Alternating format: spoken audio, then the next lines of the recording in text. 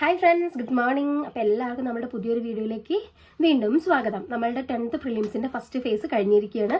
അപ്പോൾ നമുക്ക് ഓൾറെഡി അറിയാം 10th പ്രിലിംസ് എന്ന് പറയുമ്പോൾ മെയിനായിട്ടും വലിയ ഓവറായിട്ടുള്ള നമ്മൾ എവിടെയും കേട്ടുകേൾവിയില്ലാത്ത ക്വസ്റ്റ്യൻസ് വളരെ അപൂർവമായിട്ട് ഉണ്ടാവുള്ളൂ.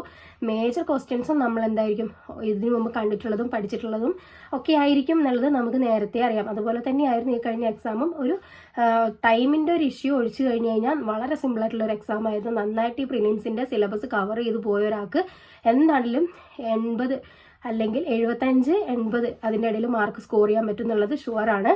അപ്പോൾ നിങ്ങൾ ആ സെക്കൻഡ് ഇനി വരാനുള്ള ഫേസിലുള്ളവരാണെങ്കിൽ ഈ ഫസ്റ്റ് ഇപ്പോൾ കഴിഞ്ഞു പോയിട്ടുള്ള എക്സാം എന്താണെങ്കിലും ഒന്ന് ചെയ്ത് നോക്കണം. സമയം ഒന്ന് അഡ്ജസ്റ്റ് ചെയ്ത് നിങ്ങൾ ചെയ്ത് നോക്കണം. അത് ചെയ്ത് നോക്കുമ്പോഴാണ് നിങ്ങൾക്ക് ആ ഒരു ടൈമിൻ്റെ ഒക്കെ ഒരു പ്രശ്നങ്ങളൊക്കെ നിങ്ങൾക്ക് മാറുള്ളൂ. പ്രാക്ടീസ് ചെയ്യണം കേട്ടോ. അപ്പോൾ ഇന്ന് വന്നിട്ടുള്ളത് കഴിഞ്ഞ 10th പ്രിലിംസിൻ്റെ ഒരു അനലൈസിങ് വീഡിയോ ആയിട്ടാണ്. മെയിനായിട്ട് നമുക്കറിയാം നമ്മുടെ സിലബസ് ആദ്യം നമ്മുടെ കയ്യിൽ വേണം. ആ സിലബസും അതിൻ്റെ കൂടെ ക്വസ്റ്റ്യൻസ് വന്നിട്ടുള്ളത് ഇന്ന് കഴിഞ്ഞ എക്സാമിന് ക്വസ്റ്റ്യൻസ് വന്നിട്ടുള്ളതിൽ ഒരു 70% എന്ത് തന്നെയാണ് SCERT ബുക്കുകളിൽ നിന്ന് തന്നെയാണ്. അത് നമ്മൾ കണ്ടിട്ടുള്ള ക്വസ്റ്റ്യൻസ് തന്നെയാണ് പിന്നെയും ചോദിച്ചത്. പിന്നെ ഒരു പ്രത്യേകത എന്താണെന്ന് വെച്ച് കഴിഞ്ഞാൽ 20ഓളം സ്റ്റേറ്റ്മെൻറ്റ് ക്വസ്റ്റ്യൻസ് ഉണ്ടായിരുന്നു. അപ്പോൾ നമുക്ക് ടൈമിൻ്റെ ഒരു ഇഷ്യൂ ഉണ്ടാവാൻ സാധ്യതയുണ്ട്. അത് പെട്ടെന്ന് നമ്മൾ എന്ത് ചെയ്യണം, ക്വസ്റ്റ്യൻസ് വായിച്ചെടുക്കണം. വളരെ സ്ലോ ആയിട്ട് വായിച്ച് മനസ്സിലാക്കി ചെയ്യാനുള്ള ഒരു സമയം പ്രിലിംസ് കഴിഞ്ഞ എക്സാമിന് കിട്ടാൻ സാധ്യതയില്ല. പലർക്കും പ്രശ്നം വന്നിട്ടുള്ളതും ഈ ടൈമിൻ്റെ കാര്യത്തിലാണ്. അതുകൊണ്ട് മാത്സ് ചെയ്യാൻ കഴിഞ്ഞില്ല എന്നൊക്കെ പലരും പറയുന്നത് ഞാൻ കേട്ടു. അപ്പം നമ്മൾ എക്സാം എഴുതുമ്പോൾ മെയിനായിട്ട് നമ്മൾ PSC ചെക്ക് ചെയ്യുന്നത് നമ്മളുടെ ഈ ടൈം മാനേജ്മെൻറ്റും നമ്മളുടെ ആ ഒരു സമയത്തുള്ള മാനസിക നമുക്ക് എങ്ങനെ കാര്യങ്ങൾ ഉൾക്കൊള്ളാനും ആ ഒരു സമയത്ത് അപ്ലൈ ചെയ്യാനും പറ്റണം. അതാണ് അവർ നോക്കുന്നത്. നമ്മൾ എല്ലാവരും പഠിച്ച കണ്ടന്റുകളൊക്കെ സെയിം തന്നെയാണ്. പക്ഷെ നമുക്കത് ആ എക്സാം ഹാളിൽ ആ ഒരു 1.5 മണിക്കൂറിനുള്ളിൽ നമുക്കത് കറുപ്പിക്കാൻ പറ്റണം. അതാണ് PSC ചെക്ക് ചെയ്യുന്നത്. നമ്മുടെ നോളജ് മാത്രമല്ല ഇവർ ചെക്ക് ചെയ്യുന്നത് എന്നുള്ളത് മനസ്സിലാക്കുക. അപ്പോൾ ഫസ്റ്റ് നമുക്കിതിൻ്റെ സിലബസ് നമ്മളെ കയ്യിലുണ്ട്. അപ്പോൾ ജനറൽ നോളജും കറണ്ട് അഫെയർ ഉൾപ്പെടെ 60 മാർക്കുണ്ട്. 60 മാർക്കിൽ നമുക്ക് ഫസ്റ്റ് ഓരോരോ ഭാഗത്തും അതിൻ്റെ SCERT ചാപ്റ്റേഴ്സുമാണ് ഞാൻ പറയുന്നത്. ഇങ്ങനെ നിങ്ങൾ പഠിച്ചാലുള്ള ഗുണം നിങ്ങൾക്ക് പെട്ടെന്ന് തന്നെ സിലബസ് കംപ്ലീറ്റ് ചെയ്യാം. ഇതുവരെ നിങ്ങൾ പഠിച്ചിട്ടില്ലെങ്കിലും കൂടി ഇനിയുള്ള ദിവസങ്ങളിൽ ഈ പാറ്റേൺ നിങ്ങൾ ഫോളോ ചെയ്ത് കഴിഞ്ഞാൽ നിങ്ങൾക്ക് സിമ്പിളായിട്ട് എന്താ പ്രിലിംസ് ക്രാക്ക് ചെയ്യാൻ പറ്റും എന്നുള്ളത് ഷുവറാണ്. അത് ഇന്ത്യ ചരിത്രം എന്നുള്ള ഭാഗത്ത് നിങ്ങൾ ഏതൊക്കെ SCERT പോയിന്റ്സ് റെഫർ ചെയ്യണം എന്നുള്ളതാണ് ഞാൻ പറയുന്നത്. SCERT പഠിച്ചിട്ട് പോയാൽ തന്നെ നിങ്ങൾക്ക് ആ ഇന്ത്യ ചരിത്രത്തിലുള്ള മുഴുവൻ മാർക്ക് സ്കോർ ചെയ്യാൻ പറ്റും. അപ്പോൾ ഇന്ത്യ ചരിത്രം ഇന്ന് എടുക്കുകയാണെങ്കിൽ അത് ഏതൊക്കെ SCERT കിടക്കുന്നുണ്ട് അത് കംപ്ലീറ്റ് നിങ്ങൾ വായിച്ച് വിടുക. പിന്നെ എന്ത് ചെയ്തോളുക, റിവിഷൻ ചെയ്തോളുക. ഞായറാഴ്ച ഇരുന്നിട്ട് റിവിഷൻ ചെയ്യുക. അതുപോലെ ഇനിയുള്ള 7 ദിവസം ഓരോ ദിവസവും ഓരോ ടോപ്പിക്ക് വീതം കവർ ചെയ്ത് പോകാൻ ശ്രദ്ധിക്കുക കേട്ടോ. ഇനി നെക്സ്റ്റ് ഫേസ് ജനുവരി 11 അവരോടാണ് പറയുന്നത്. അപ്പോൾ ഇന്ത്യ ചരിത്രം എന്ന് പറയുന്ന ആ ഒരു ഭാഗത്ത് നിങ്ങൾ നോക്കേണ്ട SCERT ചാപ്റ്റേഴ്സ് 7ാം ക്ലാസ്സിലെ 2ാമത്തെ ചാപ്റ്റർ കച്ചവടത്തിൽ നിന്ന് അധികാരത്തിലേക്ക്, അങ്ങനെ എന്താണ് ചാപ്റ്ററിൻ്റെ പേര് ഞാനിതിൽ എഴുതിയിട്ടില്ല. 7ാം ക്ലാസ്സിലെ 2ാമത്തെ ചാപ്റ്റർ സോഷ്യൽ സയൻസ്. അതുപോലെ തന്നെ 7ാം ക്ലാസ്സിലെ 3ാമത്തെ ചാപ്റ്റർ, 7ാം ക്ലാസ്സിലെ 4ാമത്തെ ചാപ്റ്റർ. അത് വളരെ ഇമ്പോർട്ടൻ്റ് ആണ്. ഇന്ത്യ പുതുയുഗത്തിലേക്ക് എന്നുള്ള ചാപ്റ്റർ. ഇതിൽ നമ്മൾ ഈ ചാപ്റ്റേഴ്സ് ഞാൻ കുറേ പറഞ്ഞു തരും. അതിൽ തന്നെ ഇമ്പോർട്ടൻ്റ് ആയിട്ടുള്ളതും പറഞ്ഞു തരും. ആ ഇമ്പോർട്ടൻ്റ് ആയിട്ടുള്ള ചാപ്റ്റേഴ്സ് നിങ്ങൾ ആദ്യം നോക്കിയിട്ട് പോവുക കേട്ടോ. 7ാം ക്ലാസ്സിലെ 4ാമത്തെ ചാപ്റ്റർ ഇന്ത്യ പുതുയുഗത്തിലേക്ക്. 7ാം ക്ലാസ്സിലെ 9ാമത്തെ ചാപ്റ്റർ ഗാന്ധിജി സ്വാതന്ത്ര്യാനന്തര ഇന്ത്യ എന്ന് പറയുന്നൊരു ചാപ്റ്ററാണ്. 10ാം ക്ലാസ്സിലെ 4ാമത്തെ ചാപ്റ്റർ, അതുപോലെ 10ാം ക്ലാസ്സിലെ 5ാമത്തെ ചാപ്റ്റർ, 10ാം ക്ലാസ്സിലെ 6ാമത്തെ ചാപ്റ്റർ, 10ാം ക്ലാസ്സിലെ 7ാമത്തെ ചാപ്റ്റർ. ഇത്രയാണ് നമ്മൾ SCERT ഇന്ത്യ ചരിത്രത്തിന് വേണ്ടിയിട്ട് റെഫർ ചെയ്യേണ്ടത്. വേറെ ഒരു സാധനവും നിങ്ങൾ നോക്കേണ്ട കാര്യമില്ല. ഇനി പുറത്തുനിന്ന് 1-2 ക്വസ്റ്റ്യൻസ് വന്നാലേ ബാക്കി കംപ്ലീറ്റ് ക്വസ്റ്റ്യൻസും എന്താണ് ഈ ഒരു SCERTയിൽ നിന്നാണ് കഴിഞ്ഞ എക്സാമിനും ചോദിച്ചിട്ടുള്ളത്. അത് കഴിഞ്ഞിട്ട് നിങ്ങൾ +1 +2 അതുപോലെ പുതിയ ബുക്കുകളിലേക്ക് പോയാൽ മതി. ഇത് പഴയ SCERTൻ്റെ കാര്യമാണ് ഞാൻ പറയുന്നത്. ഇനി ഇന്ത്യൻ ഭൂമിശാസ്ത്രം നിങ്ങൾ നോക്കേണ്ടത് 5ാം ക്ലാസ്സിലെ 11ാമത്തെ ചാപ്റ്റർ നമ്മുടെ ഇന്ത്യ എന്ന് പറയുന്നൊരു ചാപ്റ്റർ വളരെ ഇമ്പോർട്ടൻ്റ് ആണ്. 7ാം ക്ലാസ്സിലെ 13ാമത്തെ ചാപ്റ്റർ ഇന്ത്യയിലൂടെ എന്ന് പറയുന്ന ഒരു ചാപ്റ്റർ. 10ാം ക്ലാസ്സിലെ 7ാമത്തെ ചാപ്റ്റർ വൈവിധ്യങ്ങളുടെ ഇന്ത്യ. നിങ്ങൾക്ക് തന്നെ അറിയാം ഏറ്റവും കൂടുതൽ ക്വസ്റ്റ്യൻ വന്നിട്ടുള്ള ചാപ്റ്ററാണ് ഈ 10ാം ക്ലാസ്സിലെ 7ാമത്തെ ചാപ്റ്റർ. അപ്പോൾ നിങ്ങൾ ഈ ഇന്ത്യൻ ഭൂമിശാസ്ത്രം പഠിക്കുമ്പോൾ സ്റ്റാർട്ട് ചെയ്യേണ്ടത് ഈ 10ാം ക്ലാസ്സിലെ 7ാമത്തെ ചാപ്റ്റർ ആണെങ്കിൽ നിങ്ങൾക്ക് ഓൾമോസ്റ്റ് എല്ലാം കവറായി കിട്ടും. 10ാം ക്ലാസ്സിലെ 8ാമത്തെ ചാപ്റ്റർ ഇന്ത്യയുടെ സാമ്പത്തിക ഭൂമിശാസ്ത്രം എന്ന് പറയുന്ന ചാപ്റ്റർ ജസ്റ്റ് ഒന്ന് നോക്കിയിട്ട് പോവുക. പിന്നെ ഭരണഘടന എന്ന് പറയുന്നത് നിങ്ങൾക്കറിയാം കഴിഞ്ഞ ക്വസ്റ്റ്യൻസ് ഒക്കെ വന്നത് ഏതൊക്കെയാണെന്ന് നിങ്ങളത് കണ്ടിട്ടുണ്ടാവും.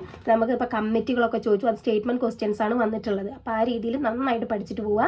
6ാം ക്ലാസ്സിലെ 10ാമത്തെ ചാപ്റ്ററും 7ാം ക്ലാസ്സിലെ 10ാമത്തെ ചാപ്റ്റർ, 8ാം ക്ലാസ്സിൽ 4ാമത്തെ ചാപ്റ്റർ, 9ാം ക്ലാസ്സിൽ 3ാമത്തെ ചാപ്റ്റർ, 9ാം ക്ലാസ്സിൽ 8ാമത്തെ ചാപ്റ്ററാണ് ഇന്ത്യൻ ഭരണഘടനയ്ക്ക് നിങ്ങൾ നോക്കേണ്ട SCERT ചാപ്റ്റേഴ്സ് എന്ന് പറയുന്നത്. പിന്നെ കേരള ജോഗ്രഫി ഇതിൽ നോക്കിയിട്ട് കാര്യമില്ല, SCERT ഇല്ല. നിങ്ങൾ റാങ്ക് ഫയൽ റെഫർ ചെയ്യുന്നുണ്ടെങ്കിൽ കേരള ജോഗ്രഫിക്ക് റാങ്ക് ഫയൽ നോക്കുന്നതായിരിക്കും നല്ലത്. കാരണം അതിൽ നിന്ന് സിമ്പിളായിട്ടുള്ള ക്വസ്റ്റ്യൻസ് ഒക്കെ റാങ്ക് ഫയലിൽ നമ്മൾ എപ്പോഴും കാണുന്ന ആ ഒരു സിമ്പിളായിട്ടുള്ള പ്രീവിയസ് ക്വസ്റ്റ്യൻസ് തന്നെയാണ് റിപ്പീറ്റ് ചെയ്യുന്നത്. പിന്നെ കേരള ഹിസ്റ്ററിയും നിങ്ങൾ എന്ത് ചെയ്യണം, കേരള ഹിസ്റ്ററി നിങ്ങൾ SCERT അല്ലാത്ത ഭാഗം നോക്കണം. SCERTയിലുണ്ട്. ഇപ്പോൾ വൈകുണ്ഠസ്വാമിയുടെ ക്വസ്റ്റ്യൻ ചോദിച്ചത് SCERT ബുക്കിൽ നിന്നാണ്, 7ാം ക്ലാസ്സിലെ ചാപ്റ്ററിൽ നിന്നാണ് ആ ക്വസ്റ്റ്യൻ വന്നിട്ടുള്ളത്. 7ാം ക്ലാസ്സിലെ 8ാമത്തെ ചാപ്റ്ററും 10ാം ക്ലാസ്സിലെ 8ാമത്തെ ചാപ്റ്ററിലും ഈ കേരള ഹിസ്റ്ററി മെൻഷൻ ചെയ്യുന്നുണ്ട്. അത് നിങ്ങളൊന്ന് വായിച്ചിട്ട് പോവുക. പ്ലസ് നിങ്ങൾ എന്ത് ചെയ്തോളുക, അത് പുറത്തുനിന്ന് പഠിച്ചോളെ. റാങ്ക് ഫയൽ ഉപയോഗിച്ച് കേരള ജോഗ്രഫിയും കേരള ഹിസ്റ്ററിയും നിങ്ങൾ പഠിച്ചെടുക്കണം. ഇതൊക്കെ ഓരോരോ ദിവസമേ കൊടുക്കാൻ പാടുള്ളൂ കേട്ടോ. ഇനി ഒരുപാട് ദിവസം അതിന് വേണ്ടി എടുക്കരുത്. പിന്നെ സാമ്പത്തിക ശാസ്ത്രം എക്കണോമിക്സിന് വേണ്ടിയിട്ട് 9ാം ക്ലാസ്സിലെ 3ാമത്തെ ചാപ്റ്ററും 9ാം ക്ലാസ്സിലെ 6ാമത്തെ ചാപ്റ്ററും 9ാം ക്ലാസ്സിലെ 9ാമത്തെ ചാപ്റ്ററും 10ാം ക്ലാസ്സിൽ 5ാമത്തെ ചാപ്റ്ററും 10ാം ക്ലാസ്സിൽ 9ാമത്തെ ചാപ്റ്ററും പഠിച്ചു കഴിഞ്ഞാൽ നിങ്ങൾ ഈ സാമ്പത്തിക ശാസ്ത്രം എന്നുള്ള ഏരിയ നിങ്ങൾ പക്കയായിട്ടുണ്ടാവും. പിന്നെ ജീവശാസ്ത്രം പൊതു ആരോഗ്യം എന്ന് പറയുന്ന ആ ഒരു ഭാഗം, അത് നിങ്ങൾക്ക് കുറച്ച് വാസ്റ്റ് ആയിട്ടുള്ള ഒരു ഏരിയ ആണ്. പക്ഷെ അത് നല്ല മാർക്ക് സ്കോർ ചെയ്യാനും പറ്റും. പഠിച്ചു കഴിഞ്ഞാൽ മാർക്ക് നമുക്ക് കിട്ടും. അത് കുറേ അധികം ചാപ്റ്റേഴ്സ് ഉണ്ട്. 5ാം ക്ലാസ്സിൽ 3ാമത്തെ ചാപ്റ്റർ, 5ാം ക്ലാസ്സിൽ 5ാമത്തെ ചാപ്റ്റർ, 5ാം ക്ലാസ്സിൽ 6ാമത്തെ ചാപ്റ്റർ, 5ാം ക്ലാസ്സിൽ 9ാമത്തെ ചാപ്റ്റർ, അതുപോലെ 6ാം ക്ലാസ്സിലാണെങ്കിൽ 2ാമത്തെ ചാപ്റ്റർ, 6ാം ക്ലാസ്സിലെ 4ാമത്തെ ചാപ്റ്റർ, 6ാം ക്ലാസ്സിൽ 8ാമത്തെ ചാപ്റ്റർ, 7ാം ക്ലാസ്സിൽ 2ാമത്തെ ചാപ്റ്റർ. പിന്നെ 7ാം ക്ലാസ്സിൽ തന്നെ 7ാമത്തെ ചാപ്റ്ററും 7ാം ക്ലാസ്സിൽ 9ാമത്തെ ചാപ്റ്ററും, 8ാം ക്ലാസ്സിൽ 8ാമത്തെ ചാപ്റ്റർ, 8ാം ക്ലാസ്സിൽ 9ാമത്തെ ചാപ്റ്റർ, 8ാം ക്ലാസ്സിൽ 10ാമത്തെ ചാപ്റ്റർ, അതുപോലെ 8ാം ക്ലാസ്സിലെ 19ാമത്തെ ചാപ്റ്ററും 9ാം ക്ലാസ്സിൽ 1ാമത്തെ ചാപ്റ്ററും, 9ാം ക്ലാസ്സിലെ 2ാമത്തെ ചാപ്റ്ററും, 9ാം ക്ലാസ്സിലെ 3ാമത്തെ ചാപ്റ്ററും, പിന്നെ 9ാം ക്ലാസ്സിൽ തന്നെ 4, 7 ചാപ്റ്ററുകളും നോക്കണം. 10ാം ക്ലാസ്സിലെ 4ാമത്തെ ചാപ്റ്റർ വളരെ ഇമ്പോർട്ടൻ്റ് ആണ്. ഇപ്പോൾ കഴിഞ്ഞ ക്വസ്റ്റ്യൻസ് വന്നതും ആ ഒരു ചാപ്റ്ററിൽ നിന്നാണ്. 10ാം ക്ലാസ്സിൽ 5ാമത്തെ ചാപ്റ്റർ ഇമ്പോർട്ടൻ്റ് ആണ്. 10ാം ക്ലാസ്സിൽ 6ാമത്തെ ചാപ്റ്ററും വളരെ ഇമ്പോർട്ടൻ്റ് ആണ്. അതുപോലെ 10ാം ക്ലാസ്സിൽ 7ാമത്തെ ചാപ്റ്റർ നോക്കണം. പിന്നെ വിട്ടുപോയിട്ടുണ്ട് 7ാം ക്ലാസ്സിലെ 3ാമത്തെ ചാപ്റ്റർ ഒന്ന് നോക്കണം. അതുപോലെ 7ാം ക്ലാസ്സിലെ 10ാമത്തെ ചാപ്റ്റർ ഒന്ന് നോക്കണം.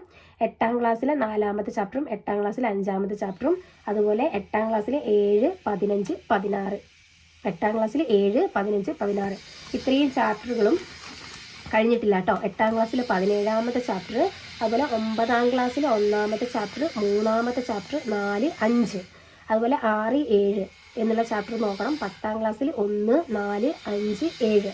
ഇത് നേരത്തെ ഞാൻ പറഞ്ഞിട്ടുണ്ടോ എന്ന് അറിയില്ല. നിങ്ങൾ പറയുമ്പോൾ ജസ്റ്റ് ഒന്ന് എഴുതിയെടുത്തിട്ട് ഒന്ന് സ്ലോ മോഷനായിട്ട് നിങ്ങളൊന്ന് കേട്ടിട്ട് നിങ്ങളൊന്ന് എഴുതിയെടുത്തു കഴിഞ്ഞാൽ നിങ്ങൾക്ക് ഉപകാരപ്പെടും, 100% ഉറപ്പാണ്.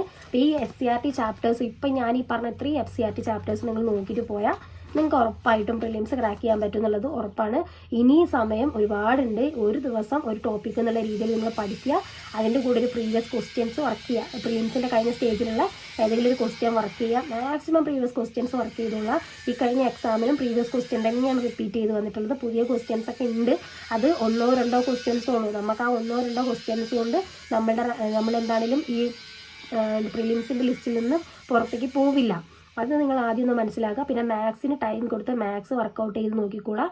സെയിം പാറ്റേൺ റിപ്പീറ്റ് ചെയ്യാനുള്ള സാധ്യതയുണ്ട്. കഴിഞ്ഞ മാത്സിൻ്റെ ക്വസ്റ്റ്യൻസ് ഈ ഫസ്റ്റ് ഫേസിലുള്ളതൊക്കെ ഇതിന് മുമ്പ് ചോദിച്ചിട്ടുള്ള സെയിം പാറ്റേൺ ആണ്. അതിലെ അക്കങ്ങളും നമ്പറുകളൊക്കെ മാറിയിട്ട് ഉണ്ടെന്നേ ഉള്ളൂ. സെയിം പാറ്റേൺ തന്നെയാണ് 10th പ്രിലിംസിൻ്റെ ലെവലിൽ വന്നിട്ടുള്ളത്. അപ്പോൾ ഇതിൻ്റെ മുമ്പ് കഴിഞ്ഞു പോയിട്ടുള്ള 10th പ്രിലിംസിൻ്റെ മാത്സ് വർക്കൗട്ട് ചെയ്ത് നോക്കുക. അപ്പോൾ അത്രയൊക്കെ തന്നെയുള്ളൂ. എല്ലാവരും നന്നായിട്ട് പഠിക്കുക. ഞാൻ ഈ പറഞ്ഞ SCERT ഇത് മറക്കാതെ നോക്കുക, ശ്രദ്ധിക്കുക. അതുപോലെ പുതിയ SCERT നോക്കുന്നുണ്ടെങ്കിൽ നിങ്ങൾ സയൻസിന് വേണ്ടിയിട്ട് മാത്രം പുതിയ SCERT റെഫർ ചെയ്യുന്നതായിരിക്കും. നമുക്ക് സൈക്കോ PSC ആണ്, പ്രത്യേകിച്ച് നമുക്ക് ഇത് വരും എന്ന് പറയാൻ പറ്റില്ല. പക്ഷേ ഇതിന് മുമ്പുള്ള എക്സ്പീരിയൻസും ഇപ്പോൾ ഈ എക്സാമുകളൊക്കെ വെച്ചിട്ടാണ് ഞാൻ പറയുന്നത്. അപ്പോൾ നിങ്ങൾ ഇനി പുതിയ ബുക്കാണ് നിങ്ങൾ എല്ലാം കഴിഞ്ഞു. SCERT ഞാൻ ഈ പറഞ്ഞ ചാപ്റ്റേഴ്സൊക്കെ നിങ്ങൾ കഴിഞ്ഞിരിക്കുകയാണെങ്കിൽ നിങ്ങൾക്ക് പുതിയത് റെഫർ ചെയ്യുക. പുതിയതാണെങ്കിൽ ബയോളജിയാണ് ക്വസ്റ്റ്യൻ ഇപ്പോൾ വന്നിട്ടുള്ളത് പുതിയ ബുക്കിൽ നിന്ന്. അപ്പോൾ അതൊക്കെ ഒന്ന് നോക്കുന്നത് നന്നായിരിക്കും. അതല്ലെങ്കിൽ നിങ്ങളിപ്പോൾ പഠിച്ചത് ഓക്കെ ആണെങ്കിൽ അത് തന്നെ നന്നായിട്ട് റിവിഷൻ ചെയ്യുക. മാക്സിമം റിവിഷൻ ചെയ്യുക. റിവിഷനാണ് ഇമ്പോർട്ടൻറ്റ്. പിന്നെ നമ്മൾ ടൈം അഡ്ജസ്റ്റ് ചെയ്തുകൊണ്ട് എക്സാം എഴുതി നോക്കുക. തൊഴിൽ വീതി, തൊഴിൽ വാർത്തയൊക്കെ ഇതിലൊക്കെ ഒരുപാട് എക്സാമുകൾ വരും. മോഡൽ എക്സാംസ് ഉണ്ടാവും. അത് എഴുതി പ്രാക്ടീസ് ചെയ്യുക. അപ്പം എല്ലാവരും നല്ല രീതിയിൽ പഠിക്കുക. അടുത്തൊരു ഫേസിൽ നന്നായിട്ട് നിങ്ങൾക്ക് പെർഫോം ചെയ്യാൻ പറ്റട്ടെ എന്ന് ആശംസിച്ചുകൊണ്ട് നിർത്തുന്നു. ബൈ.